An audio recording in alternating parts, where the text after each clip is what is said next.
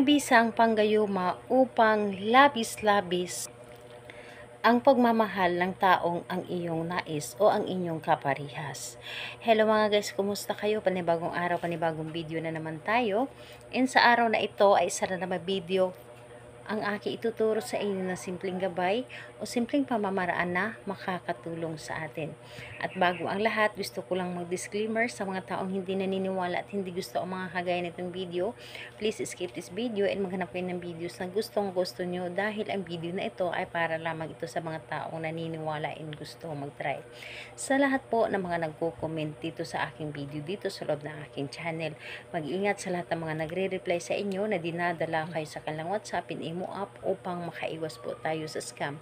Ngayon po ituturo ko sa inyo paano natin gayumahin ng labis ang ating mga partner.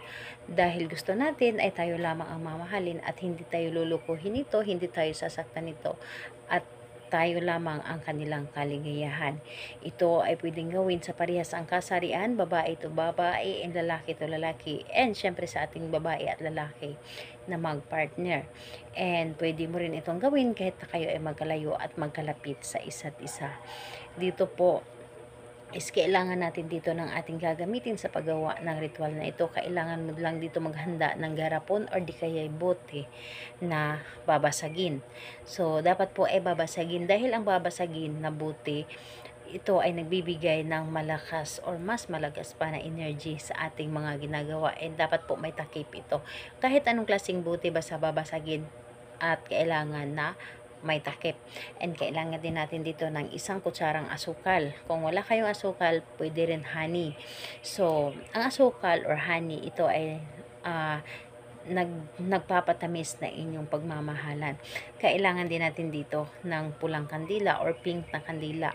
Ang kandila ito ay nagdadagdag or ginagawa itong mas mabisa ang inyong pagmamahal. And kailangan din natin dito ng isang maliit na pirasong papel. Kailangan din natin dito ng panulat. So ito ang ating mga bagay na ating dapat na gamitin sa paggawa ng ritual na ito.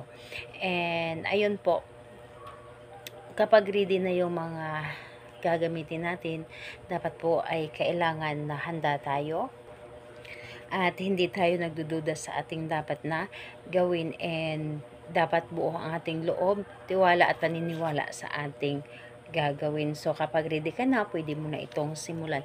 Ang gagawin mo lamang dito, una, sa papel, isulat mo lamang dito sa papel ang kanyang pangalan at apelyido ng isang bisis lamang. Pangalan niya at apelyido, and yung papel na ito, iro-roll mo lamang. Dapat po, yung pagka-roll ninyo ay papunta dapat sa inyo.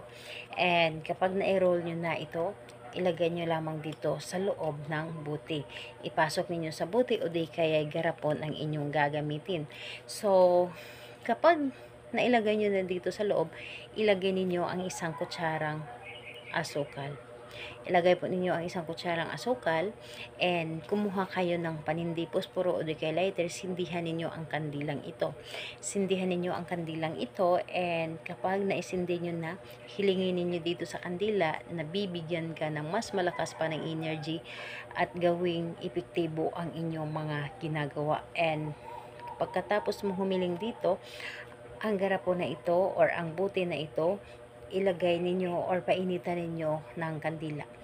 Gamit ang kandila, hihilingin ninyo dito, papainitan ninyo dito ang inyong ginawa, papainitan ninyo, di bali na matunaw ang asukal dito sa loob. Kasi kapag ang asukal na nandito sa loob at nainitan ito ay matutunaw. So wala po itong problema, matutunaw, mas maganda.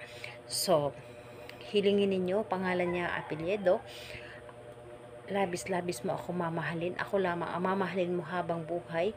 Mamahalin mo ako na higit pa sa iyong sarili at ako lamang ang iyong kaligayahan at hindi mo magawang iwan ako at hindi mo kayang mabuhay na wala ako. Lahat na sabihin po ninyo dito. Hilingin po ninyo dito sa inyong ginawa.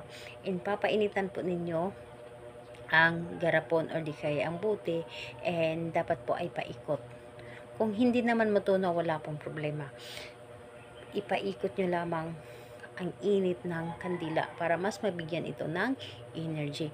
And pagkatapos mong humiling dito, yung kandila patayin nyo na at itago kung saan ninyo pwede itong itago dahil magagamit pa ito sa ibang ritual na kailangan natin ng kandila na kahit gamit na.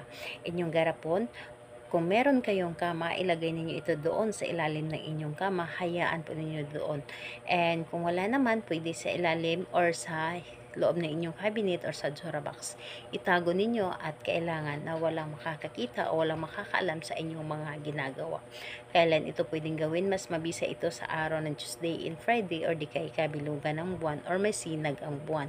So, medyo stricto ito kaya yun lang ang araw na dapat natin na gumawa. And sa oras naman, kahit anong oras, wala pong problema. So, ayun po, hintayin ninyo ang bisa nito at kayo po mismo ang makakaramdam na gumana na ang inyong ginawa. Salamat po sa inyo. Bye-bye everyone. God bless.